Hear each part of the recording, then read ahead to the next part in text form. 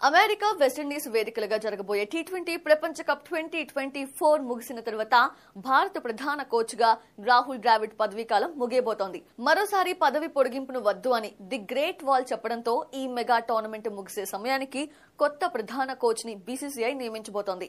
ఈ పదవికి దరఖాస్తుల కోసం బీసీసీఐ సమయం ఇవ్వగా ఇప్పటికే పెద్ద సంఖ్యలో దరఖాస్తులు రావడంతో పాటు మే 27 తో గడువు కూడా ముగిసింది. అయితే ప్రధాన కోచ్ కోసం అన్వేషణ కొనసాగుతున్న క్రమంలో భారత మాజీ కెప్టెన్ ఎంఎస్ ధోనీని ఆ స్థానంలో తీసుకోవాలని భారత క్రికెట్ ఫ్యాన్స్ కోరుతున్నారు. అయితే భారత మాజీ కెప్టెన్ వెంటనే ప్రధాన కోచ్ కాలేకపోవడానికి కారణం ఉంది. ధోనీ 2020లో అంతర్జాతీయ క్రికెట్ కి రిటైర్మెంట్ ఇచ్చినప్పటికీ అతను ఇండియన్ ప్రీమియర్ లీగ్ లో ఆడుతున్నాడు. అంటే ఆడటం నుంచి ఇంకా రిటైర్ అవ్వలేదు. క్రికెట్ లోని అన్ని ఫార్మాట్స్ నుండి రిటైర్ అయిన ఆటగాడు మాత్రమే ప్రధాన కోచ్ కాగలడు.